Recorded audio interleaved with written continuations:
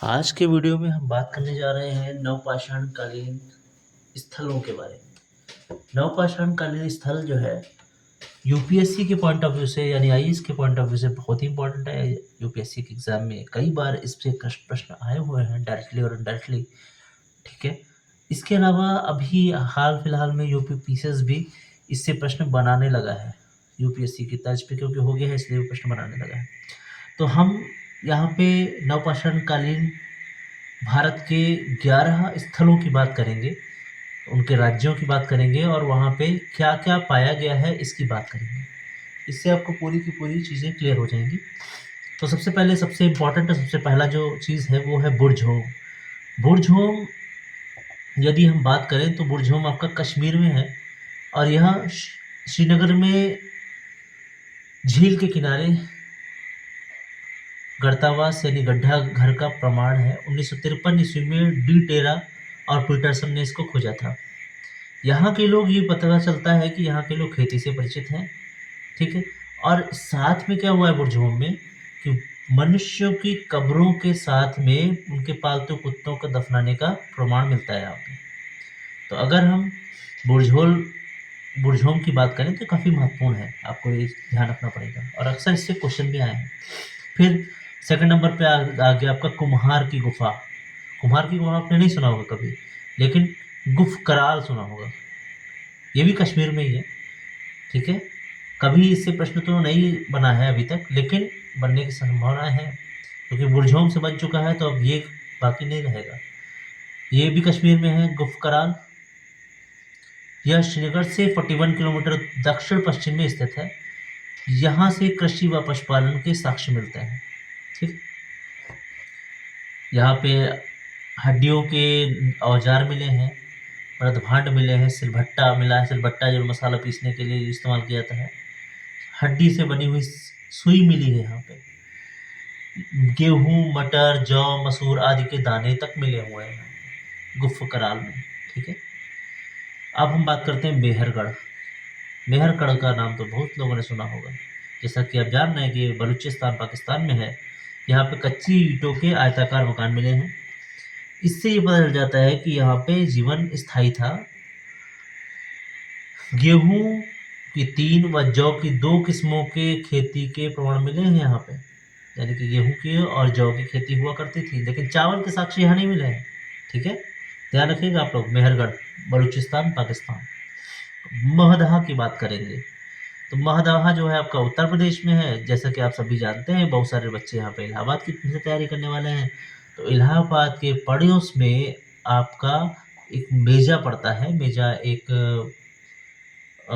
तहसील है, तो उसी के पड़ोस में ये महदहा पड़ता है।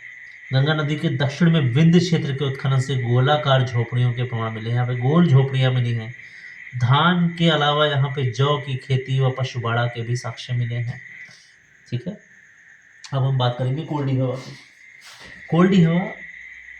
कोल्डी हवा जो है उत्तर प्रदेश में है। यह इलाहाबाद के दक्षिण में बेला नदी के तट पर स्थित है।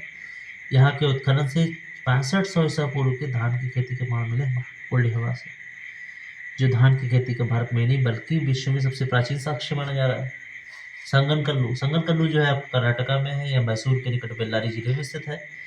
यहाँ से राख के टीले मिले हैं और पशुबाड़ों के स्थल हैं, यानी कि पशुपालन होता था यहाँ पे।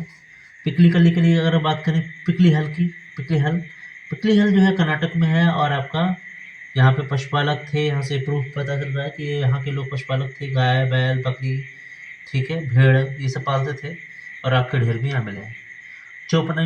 चौपानी मांडो जो है ऊपर उत्तर प्रदेश में है या इलाहाबाद के निकट ही बेलन घाटी के आसपास। यहाँ पे मधुमक्खी के छत्ते जैसी झोपड़ियाँ, ज्यामिति आकार के पाषाण उपकरण व हस्त निर्मित रस्सी वगैरह, प्रधांड, ठीक है, ये सब के साक्ष्य मिले हैं।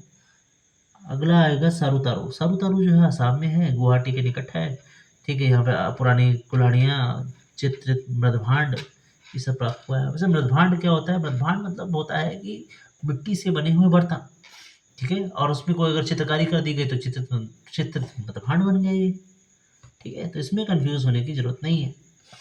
अब हम बात करेंगे चिरांद की। चिरांद जो है आपका बिहार में है और ये बिहार के सारण जिले में स्थित है। ताम्रपाषाणकालीन और नवपाषाणकालीन स्थल है जहाँ पे प्रचुर मात्रा में हड्डियों से और सींगों से निर्मित उपकरण प्राप्त हुए हैं। यहाँ के लोग बैल, हाथी, बारहसिंघा, गैंडा ये सब जानवरों से परिचित थे। बांस बल्ली की झोपड़ियाँ बनाते थे और धान, मसूर, गेहूँ, मूंग, जौ आदि की खेती करना जानते थे। अब हम बात करेंगे दाऊजली की। दाऊजली असम में है। यहाँ से कृषि व पशुपालन के साक्ष्य मिलते हैं। दाऊजली भी हो गया। तो असम में बेसिकली दो हैं, आपका सारूतारू और आपका दाऊजली। तो देखिए आसाम वाले यानी नॉर्थ ईस्ट वाले जो क्वेश्चन होते हैं वो थोड़ा सा महत्वपूर्ण होते हैं, इसलिए आपको ध्यान रखना आवश्यक हो जाता है। अगर आप ध्यान रखेंगे तो उसमें कोई समस्या नहीं है, ठीक है। और यदि हम आपको मैप दिखाना चाहें तो 1 मिनट रुकिए, हम आपको मैप भी दिखा देते हैं कि नवपाषाणकालीन स्थल का मैप भारत के हिसाब से। ये जो आप देख रहे हैं यहाँ पे मैप है, तो देखिए सबसे ऊपर यहाँ पे बुर्जहोम है। बुर्जहोम के बाद ये गुफा कराल है, ठीक है। बाकी आप सभी लोग देखते आ रहे हैं पूरा कोल्डिहवा है, महदहा है, जितना भी चीज़ें चिरांद है, ये सब चीज़ों डिस्कस की गई हैं। आप एक बार एक दिमाग में बिठा लीजिए, पय्यमपल्ली है। तो देखिए यहाँ पे कुछ चीज़ें महत्वपूर्ण हैं, जैसे कि आपको बताना है मेहरगढ़। मेहरगढ़ जो आपका है पाकिस्तान में है और कृषि के प्राचीनतम साक्ष्य यहीं पे मिले मेहरगढ़ में। अगर हम बात करेंगे नागार्जुनकोंडा की, नागार्जुनकोंडा जो है दक्षिण भारत में नवपाषाण संस्कृति का विकास यहाँ पे हुआ है नागार्जुनकोंडा में। कपड़े निर्माण का अगर हम प्रथम साक्ष्य की बात करें तो वो हमारा मिलता है पय्यमपल्ली में, ठीक है। बालू के टीलों का स्थानीय भाषा में टेरी कहा जाता है, टेरी है, ठीक है, आप देख रहे हैं। और संगन कल्लू एक ऐसा स्थान है जहाँ पे मृदभांड नहीं मिले हैं, ये एकमात्र स्थान है जहाँ से मृदभांड नहीं मिले हैं। इसके अलावा महदहा से धान की खेती के प्रमाण मिले हैं। इस तरीके से आप पूरा का पूरा ये मैप देख सकते हैं और इसको अपने दिमाग में बिठा सकते हैं, ताकि आने वाले समय में जब भी आपसे इस टाइप के क्वेश्चंस आएँ तो आप आसानी से इनको हैंडल कर पाएँ। बहुत टफ नहीं है, बहुत ही आसान है। अगर थोड़ा सा मेहनत करी जाएगी तो कुछ भी असंभव नहीं है। बहुत ही आसान तरीके से आपको चीज़ें ईज़ी हो जाएंगी। अब देखिए, अब उत्तर प्रदेश में हस्तिनापुर से यहाँ से स्टार्ट हो रहा है। हस्तिनापुर ये भी नवपाषाणकालीन स्थल के अंतर्गत आता है। हस्तिनापुर है, कोल्डिहवा है, महदहा है, ठीक है। आपका ये चिरांद और पटना, ये सब तो चिरांद और पटना ये सब आपका बिहार में आ गया। बाकी ये ऊपर का हिस्सा उत्तर प्रदेश में आ गया। ज़्यादातर जो चीज़ें आप देख रहे हैं, जितने भी नवपाषाणकालीन स्थल हैं, ये खास बात इनकी यही है कि ये नदियों के किनारे आपको मिलेंगे। नदियों के किनारे ही बसे होंगे। नदियों के किनारे बसे होने का कारण यही है क्योंकि आसानी से उस समय पे जल की उपलब्धता हो जाती थी और जहाँ जल होगा वहाँ जीवन होगा। तो इस तरीके से हमारा ये नवपाषाणकालीन स्थल वाला जो चैप्टर है ये क्लोज़ होता है और ये काफ़ी महत्वपूर्ण है। आप लोग देख लीजिएगा। ओके।